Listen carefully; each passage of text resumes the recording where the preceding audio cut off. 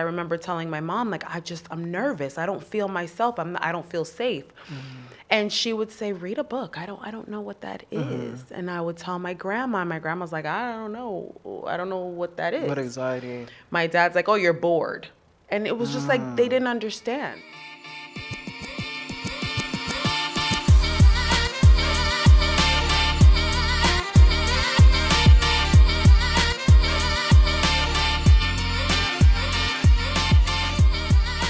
Hello and welcome to the J Word, the space where real conversation meets real life.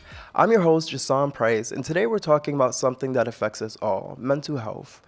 We're living in uncertain times where life feels heavy and just harder than it should be.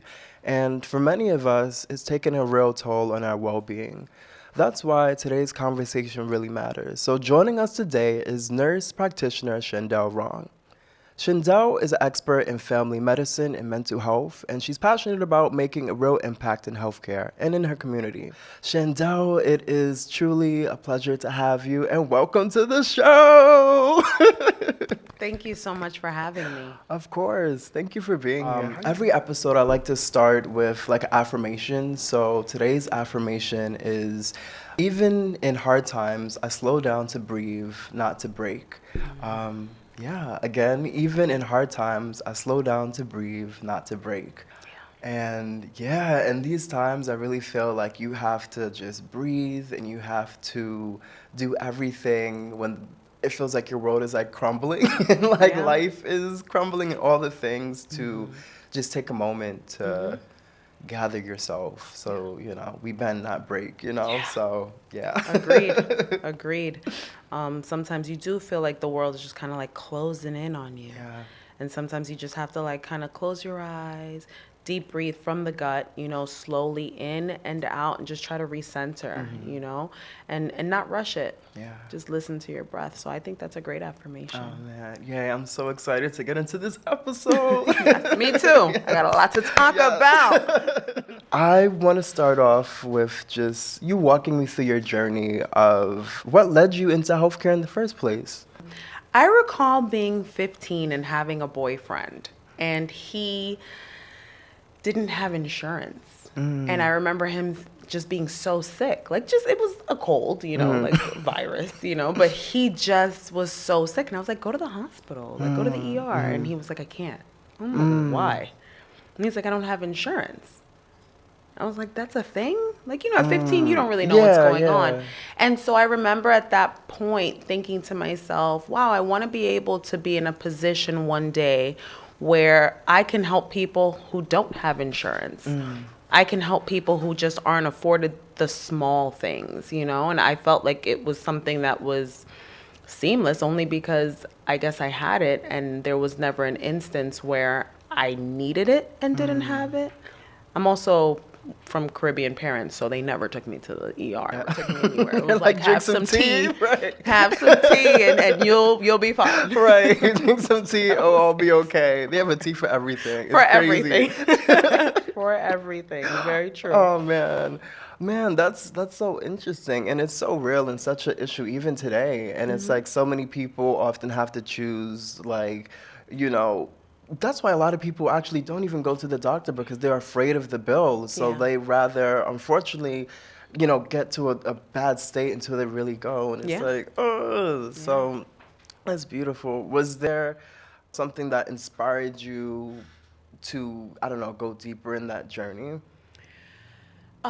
So around 2020, when everything was happening and people couldn't go to the ER, really leave their house unless it was of the utmost urgency, that's when I was like, you know what? I want to develop something where people don't have to leave their home to get the care that they need. And it's funny that you ask because I am from Brooklyn, raised in Miami, Florida. And I worked in an ER, and I remember talking to this doctor that I love her to death. And I said to her, what would be so cool? And this might have been like in 2014. I said to her, I think it would be cool if we could do something where you can see patients on like your phone or the computer. And she was like, that could never happen. It's too much liability. And, at that time, I was a registered nurse. And so, we look up to doctors. They know everything, Yeah. So I was like, oh, okay, I guess that will never happen. God, and look at us now. Ooh, if you would have started that first. And what I learned is that if you can think it, it's possible.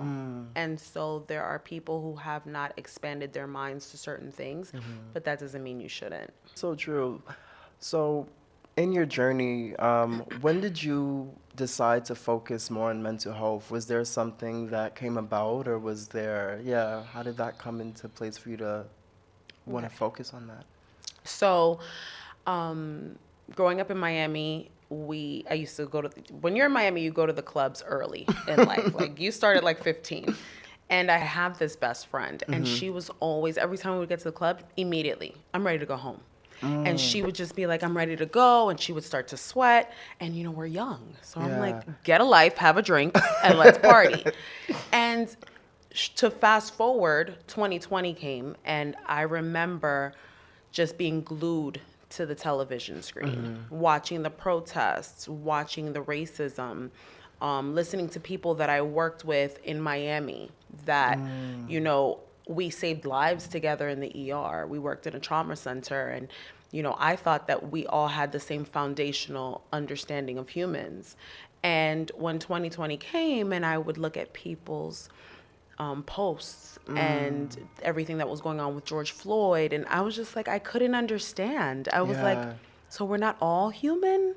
We don't all bleed red? We can't all love one another and just see the good in one another and help one another? I mean, there were times in the ER that we were saving killers, and, we still had to do our job. So to define who should live and who shouldn't seemed off. Nonetheless, it caused me anxiety. I'd been living in New York now probably for a year, and I just felt very closed in, very boxed in. So I was nervous. I was waking up in the middle of the night with panic attacks. I didn't even know what was happening to me. And I have a daughter, and it made me very nervous. So I took a flight with my daughter. We went back home to Miami, where there was space and grass and sunlight. And I had to kind of try to work through what I was experiencing, because I remember telling my mom, like, I'm nervous. I don't feel myself. I don't feel safe. And she would say, read a book. I don't know what that is. And I would tell my grandma. My grandma's like, I don't know. I don't know what that is. What anxiety? My dad's like, oh, you're bored. And it was just like, they didn't understand. There were times when I would have to just walk outside and just say, I'm going to run. And I would run and run and run and run to kind of push the anxiety out of me, because I wasn't myself. And then it made me think back to my friend who had been experiencing anxiety since we were about 15, The one in the club? In the club. And how I made fun of her and how I dismissed her feelings. And now, I had to do all of the work at that time to be who I was used to being. I had to do the therapy. I had to do the exercising. I had to do the meditation. I had to do the praying. I had to get closer to God, because I was scared. I was very scared. And so doing all of those things put me in a place where I got better.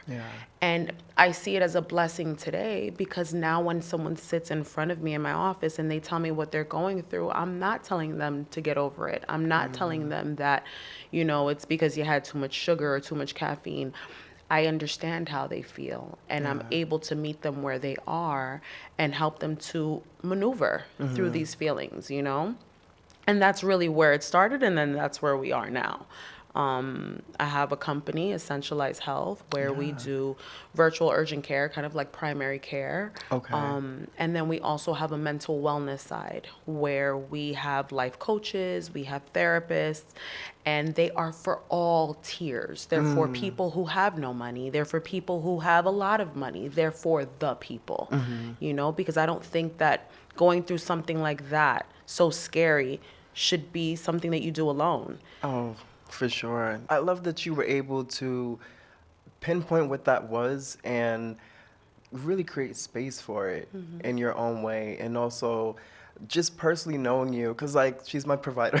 So it's and she's incredible. Yes. And what I love about you is that You know, there are certain doctors and people in this healthcare space that they don't see their patients, you Right. know? Like I mean, like, you know, sing, like, you know, like Yeah. in that way. So it's like you're somebody who people can connect with, you have empathy for the people around you.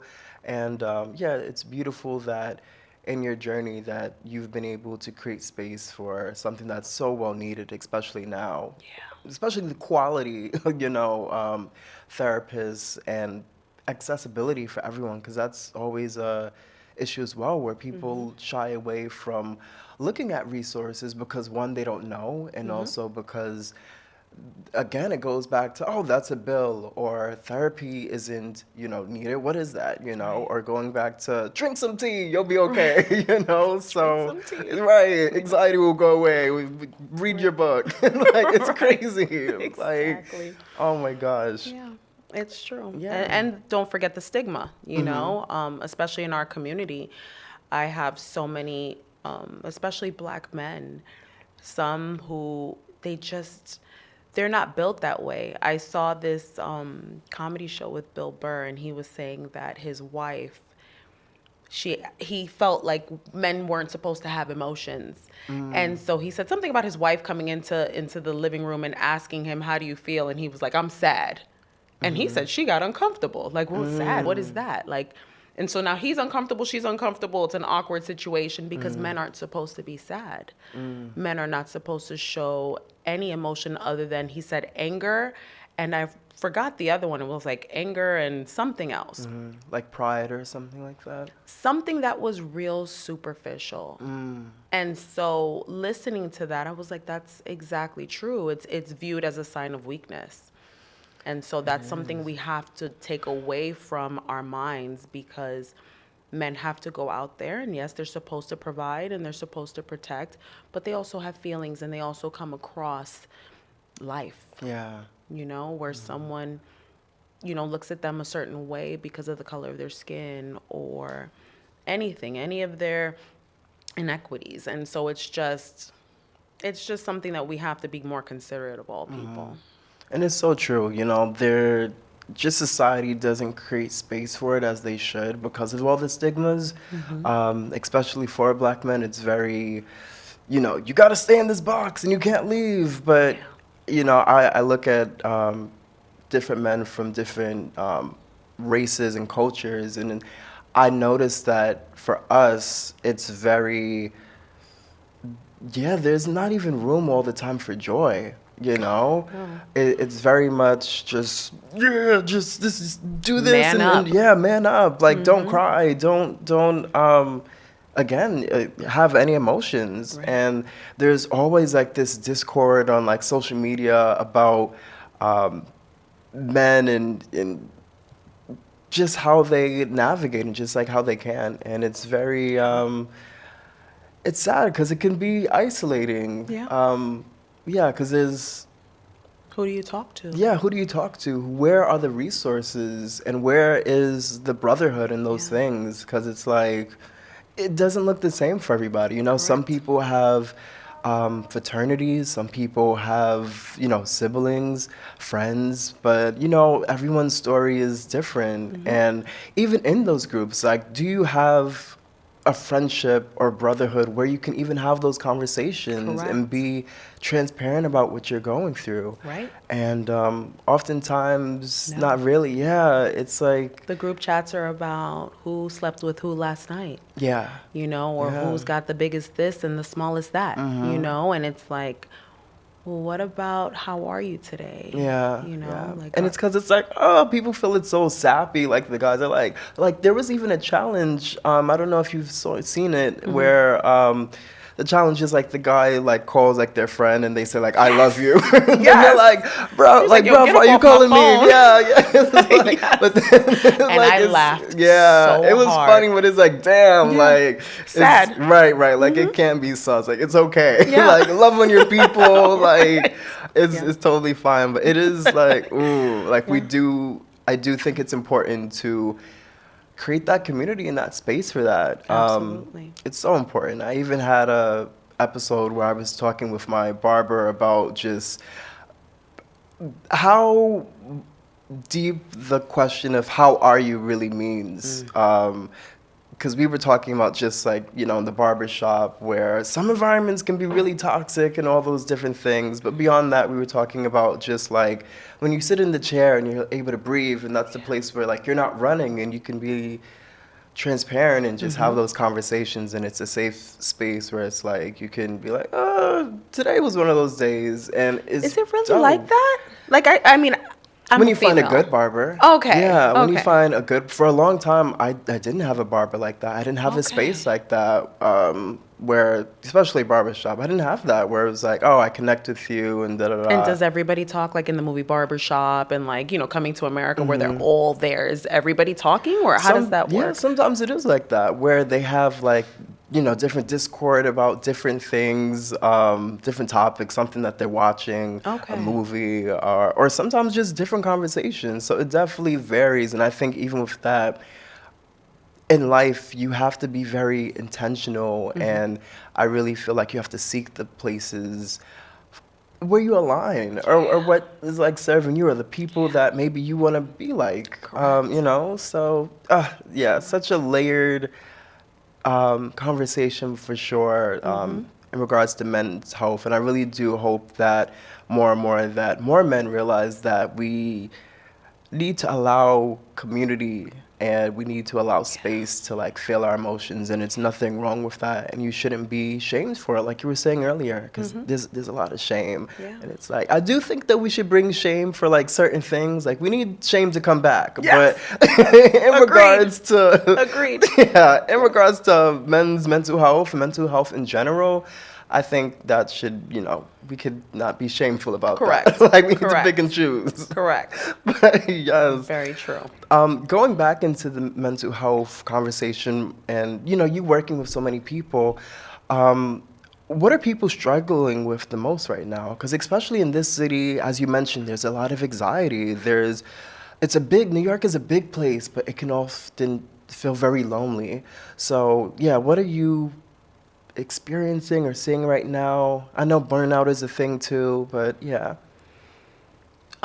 So because I see pretty much all life stages, I think that based off of, you know, the phase or the age group in which you are at the time of our visit is pretty much how your issues align, right? So if I, let's say, get a 40 to 50, or let's say 38 to 50-year-old man, he is, I'll say a black man, he is concerned with not being where he's supposed to be. You know, in a time where we are all on social media and looking at someone our age doing things like being in the Maldives, and then the following week in the south of France, and then the following week, and then you're home, you know, just on that robotic routine of work, family, and then you begin to feel like your life is,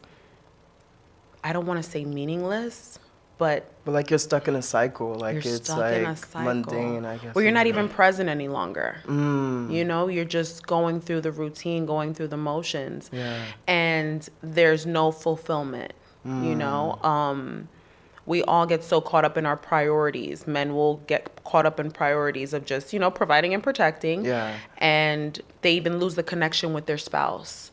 You know, they even lose the connection with their kids because sometimes they just want to unwind. And since they're unable to release, their release is watching sports. And then now if your child comes and interrupts the sports, you are upset, or you're displaying signs of frustration.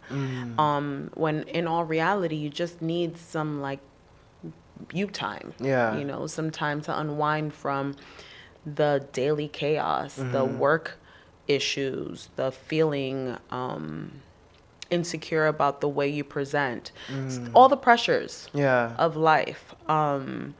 If it is a woman in her, let's say, early 50s where she's menopausal, she doesn't know who she is any longer. Her body doesn't feel like hers. She's having mood swings. She's sweating to death. She's anxious, so many different things, and then trying to at first even realize that that is the issue. Before they get to that, it's just a lot of uncertainty in all aspects, right? Because if you don't feel well on the inside and you don't know why, then the way you present is of that. So at all ages, we've got I remember also seeing like Dion Cole, and he did his I think it's called Cole something, one of his stand-ups. And at the end, I remember everybody was applauding, and when he was done, he was still standing there, and it was like his Netflix special. And I'm like, well, why is he still standing there? And then when everyone stopped giving their applause, he said, I am in my 50s, and you need to check on your friends in their 50s. You know, he says, I just lost my mother, and as a comedian, people expect me to show up and make everybody laugh. However, I'm not okay. So that's that phase of when you're in your 50s and you start to lose your mother, you lose your father. You think back to all the times you could have and should have and didn't. So the different phases. I think that you don't really become settled again until you're about 80. Oh, yeah. God. No, God, no. That's what it seems like. It's like that's when you're like, well, I have like one friend left, and we barely speak, and my family does their own thing, and I'm just here a lot of time with myself and just thinking or reading or trying not to give too much attention to the aches and the pains. So there are all these different phases of life, and I watch them all. And by watching them all, I realize we're more alike than we are different. Oh, for sure. And so, being able to kind of be aware of what's coming, not making it your center focus, but then once you know what's coming, you can prioritize what's important. What are some tips that you have for navigating that space? Because I feel like even in the heaviness and life, lifing and happening, you still have to acknowledge it, but still do your best to find joy and to live your life, because it's like, life is still, you're still here to live, and life is to be lived. So it's like, you still have to keep going. It doesn't stop. So how do you, keep going? One of the best homework assignments I ever got was from my therapist, and I use it all the time. And what she told me was, take 20 to 30 minutes to figure out what happiness looks like for you in every category of your life. So that's with your spouse, with your children, career-wise, by yourself. She told me to start with smells. So for instance, if my happiness looks like me waking up to the smell of coffee and my windows with greenery. Like I can see outside and I see trees and I see grass. I see the sunlight. I hear the birds chirping. I work from home. Creating your space, creating what makes you happy. And we only know that if we take the time out to think about it. Many times we don't take the time out to do that. So we're just, again, in the routine, and we feel like we have no ending and it's just meaningless. But if you know what the end goal looks like, that's where happiness is, right? Because you're working towards that. And so for me, I've done that work. And by doing that work, I've cut a lot of people off. I feel that. You definitely have to. Family, friends, and there's no negativity about it. It's just like, you're a good person, I'm a good person, we just don't mesh. I love you, but there's something about what you bring to me that makes me a little anxious or unnerved. And again, it's not you, it's the way I'm built. So nothing against you, but I need this space, and I need the space to look like this and to sound like this and to smell like this. When I wake up in the morning, I've created such a great space that I feel lighter. I don't feel like I'm walking around with so much on my shoulders, the tightness. I don't feel it anymore, and I'm so grateful. I remember the other day I was bothered by something, and I remember saying in my head, my life sucks. My life is horrible. And then I was like, no, it's not. And then I remember like the next day saying it again, and I was like, but no, that's not true. And it was like the way that I have created my life, I'm not able to stay in the negative for too long. You know, as much as sometimes you want to be there. Yeah, Sometimes but you're you like, you know what, I'm just Right. gonna lay This here is and bad. eat ice cream and pizza and just watch TV, and I'm just gonna Yeah. be in my sorrows. And then it's like, all right, now. Right, let's go. Because you can't live in it. No. You really can't. It becomes you. It smells like you. It walks like you. It talks like you. And then people are like, that's too heavy. Yeah. You're not invited to the dinner.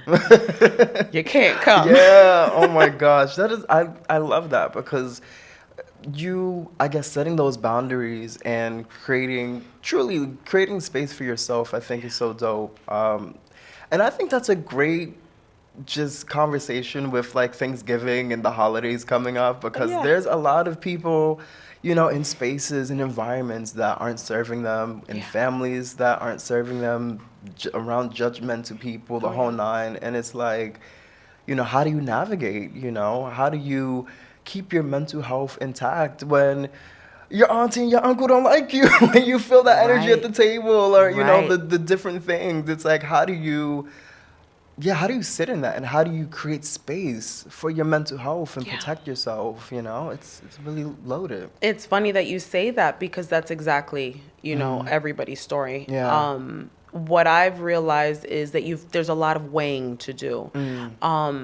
You know, for me, when I created what happiness looks like for me, one of the top things, one of my biggest priorities is spending time with my parents, spending time with my daughter, building memories, right? Because, you know, they say life is short. So I want to make sure that I'm all in them all the time. Yeah. And so then that means that there may be people that are around them as well that maybe I just don't fancy.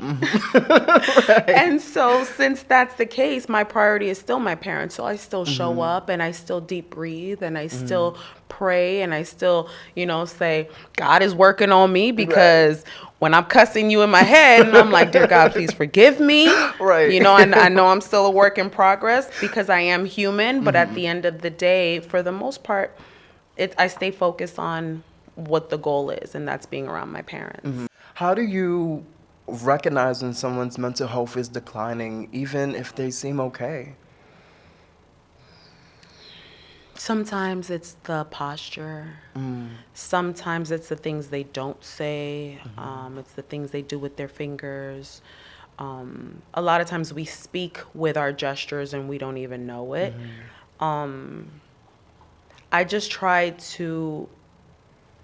I try to just pay attention and to be present when I'm engaging with someone. You know, a lot of times what my patients will complain about with me is that I'm running behind, right? When it's them waiting on me.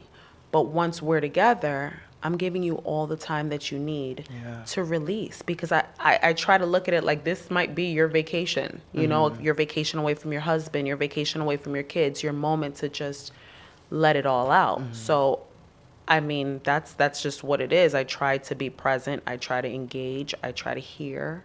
I try to see. And then sometimes even touch, right? So if I'm listening to your heart and your lungs, and then I come to the back and I'm touching your spine, a lot of times you can feel the tension in people's backs, because it's kind of like when you're cold, you're like this. Yeah. But when you're anxious, you're like this too. And you get so used to it, you don't notice you build tension in your shoulders. Yeah. So when I'm touching, I'm like, listen, what's going on here? And they're like, I know, I'm just dealing with a lot. So it's really about being present and just, you know, kind of engaging with your person. And just like analyzing people and seeing, I guess, if there's any shifts and things like that. Yeah. Got you. Yeah. I love that. In this generation, there is a lot of stress and there's a lot of pressure to manage, especially with life today and just the normalcy being like erased every day. So how do you recommend for this generation, I guess everyone navigating this life, but I guess in particular this generation, you know, young adults, how do you suggest that they manage all of the stress and pressure coming their way? I think it goes back to, you know, finding out or figuring out or doing that self-exploration and just kind of figuring out what makes you happy and what the end goal should look like. I think that a lot of times we're so caught up with the parties and the friends and the music and the noise that we don't take time to just be in the silence. Yeah. It's 9 times out of 10, it's just me and my dog, right? My daughter's away in college. And so there's a lot of silence in this happy space that I've created. And so that silence is needed for me to hear God, right? To hear my thoughts, to hear what my next steps are, because I don't have a husband to say, hey, so, what are we going to do in a couple of, I don't have that. Yeah. And so with God, I have to rely on God. I have to rely on knowing what's next. And sometimes it's like, I can't hear you. Did I do something wrong? Are you mad at me? Right. What is going on? Are you listening? Right. Like, what happened there? Like, I heard you so much. And then all of a sudden, it's just silence. Yeah, so true. So it's just a matter of being able to wait patiently and to have faith in your next steps. We always want to rush to the next move. And I think that just giving yourself the time, not rushing, deep breathing, staying focused on you and what makes you feel good. That's what I got. And these kids, they just want to go from birth to rich. And that's it. Life is perfect. Life is great. They don't want to work hard. They don't want to struggle. They don't want to know that I had to do all of this to get here. It's just like, I need to be where the money resides. Right. Right. So true. I feel that, but you definitely need the journey as well. It builds character, a lot of character.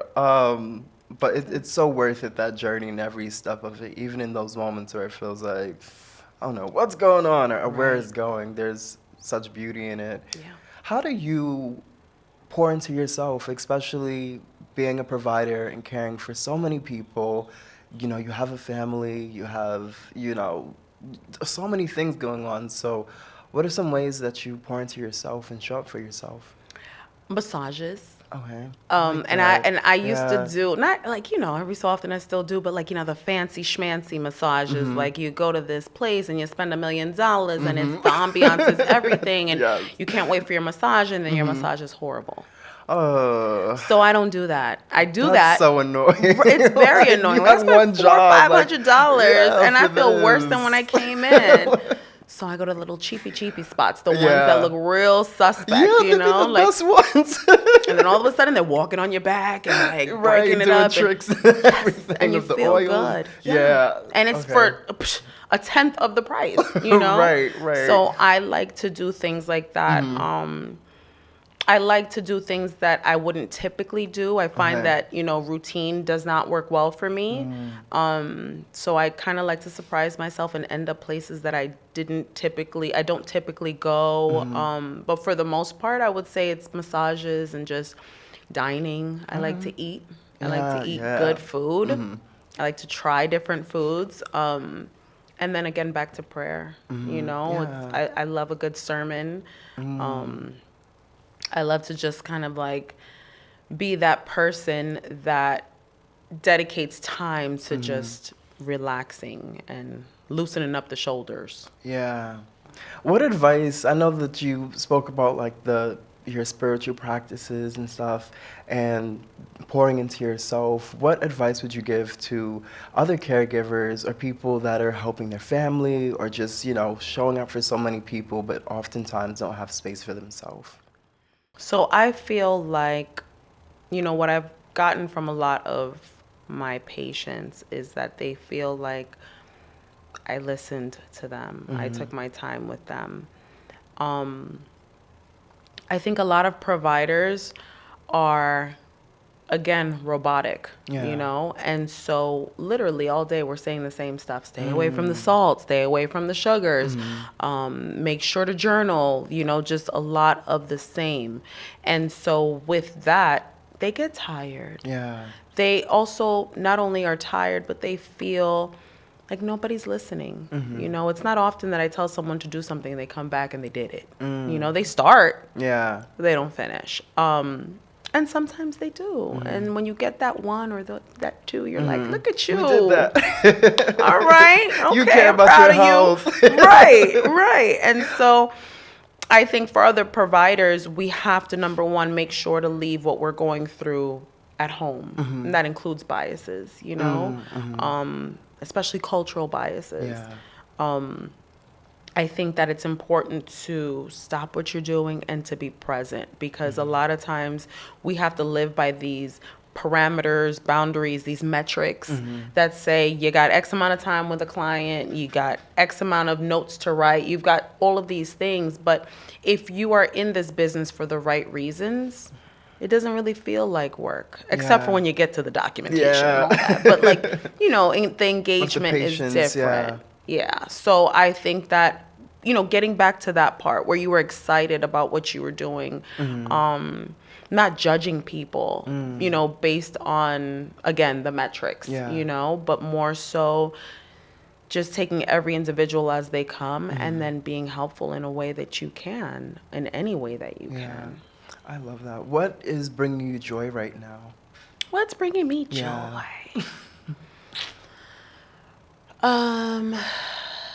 I would say, again, my parents, my grandma. My grandma just turned 96 years old. Oh my gosh, that's amazing. She's with it. Wow, that is incredible. She's with it. When I tell you with it, I mean, if I gain a little weight, it's like she notices, you know? So still being able to be with my grandma, still being able to be with my mom and my dad and see myself in them and me and, you know, just seeing the way the DNA works. It's just, it's fun. It's beautiful, you know? That's definitely what brings me joy, 100%. And I should add my daughter. I love her, of course, but she's at that age, you know, that age where she thinks she's the mother. So Oh my gosh, I'm like, baby, just you stay over there, and I'll be over here. It's a thing. There was some videos about daughters, well, not even just daughters, but just children like having their parents' locations and saying, "Hey, like, where are you? What are you doing? Can you go to the store?" You know, things like that. She's like, "I saw you got an Uber. Where you go?" I'm like, sis. So I want to play a game, so we're going to jump into that really quickly. Okay. I'm excited. All right, so we're going to play this game. So it's called Myth or Facts. So I'm going to throw some facts out at you and some myths, and you're going to determine which one is which, or we'll figure out what it is together. Okay. So the first one is men don't struggle with mental health issues the same as women. I would say that is a myth. Okay. I would say that's a myth. I just think that because as women, we're nurturing and we are more emotional, outwardly emotional, I would say.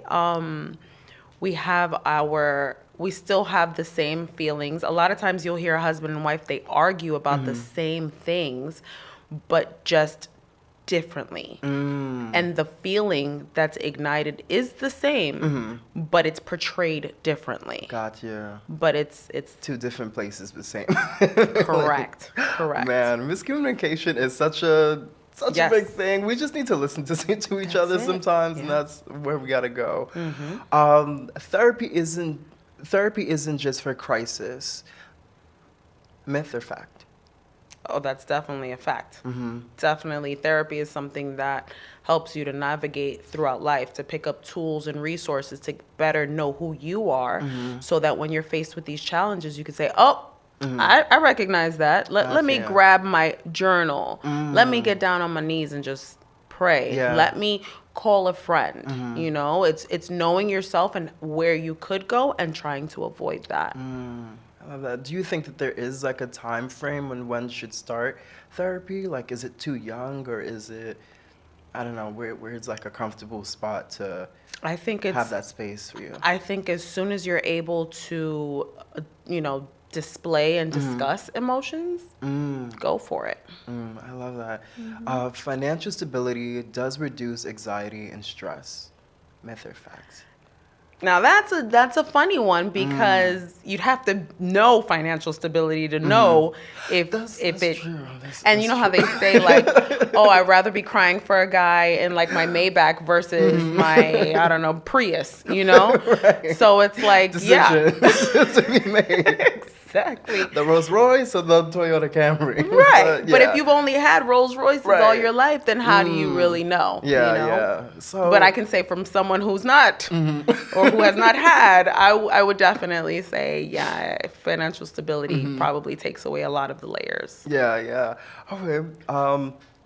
You can just snap out of depression. Oh, Myth or fact? that is, I would say, you could. It's a fact, but then it's also a myth because you do need some work. You know, I don't think it's healthy to be all the way down and then all of a sudden all the way up. You know, Yeah. that's somewhat of being bipolar. But it happens. Sometimes you could just be like, you know what, I'm done. Just like alcoholics. Some days they just wake up, or someone who smokes cigarettes, they're like, you know what, I'm done. Yeah. And then they never go back. Now that is rare, right? Yeah. But I've met many people who are like, yeah, one day I went for this test and they told me I couldn't smoke for 2 weeks. And so I did, and then I just never went back to it. So, a little bit of both. Yeah.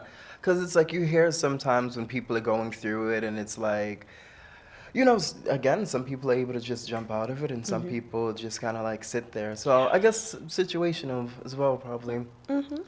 Meditation and journaling can actually help improve your mood. Myth or facts? 100% a fact. Okay. Yeah. Love that. And your environment can affect your mental health. 100% a fact. 100% a fact.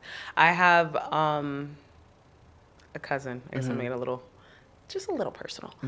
And we were on the phone, and she was saying, you know, New York, rent is out of control. Yeah. Yes. And I spend a lot of money on rent. And so, but she does not, but she travels a lot. And I'm talking Africa, Thailand, like she's all over the place, right? And me, if I'm planning that type of trip, I'm gonna need some time, right? And so she was like, well, if you live like this, you know, what can you expect?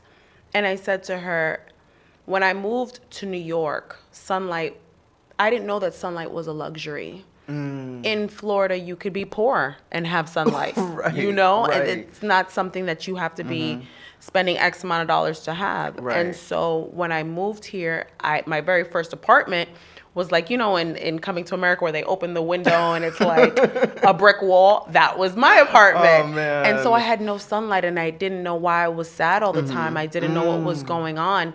And I said to God, listen, I'm not here to prove a point to anybody. Like, I can move back to Florida and be just fine. But if you want me here, you got to, like, I need sun. Right. You know? And I ended up getting an amazing apartment, which should be way more than what I spend for it, but I still spend a pretty penny.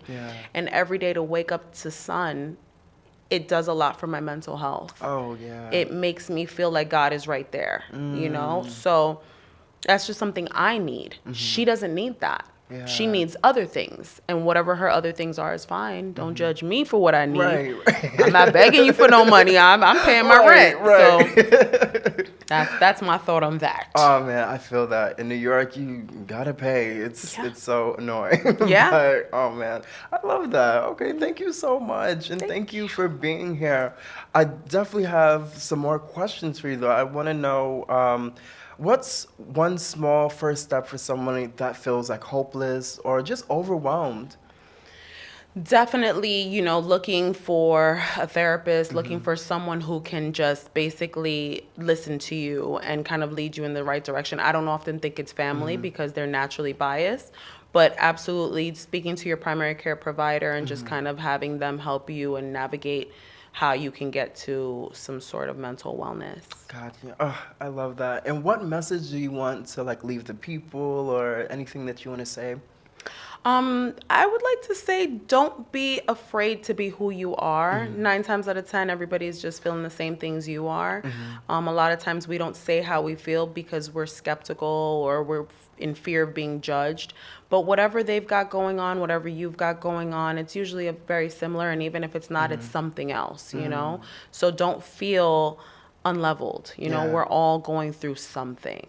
So true. And where can people find you and follow like the site and everything? www.essentialize.com, Okay. very long, ESSENTIALYZE.com. Love that. And where can the people find you if you want them to find you?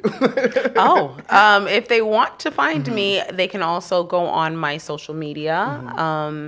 And I have practices in Florida and I have practices in New York. So you can look up Chandelle Wrong. Okay, awesome. Thank you so much for being here and for doing this. Thanks This for was, having me. So amazing. Yeah. Appreciate Thank you it. so much. Thank you guys for watching another episode. This was such an amazing talk. Mental health is so real, and I'm so happy that we were able to talk about this today. You can find the J Word at the JWord _, on Instagram, and all the socials will be in the description. Again, thank you guys for watching. Subscribe, like, follow us, support. We're on Apple Podcasts, Spotify, everything. So thank you guys for tuning in, and I'll see you soon.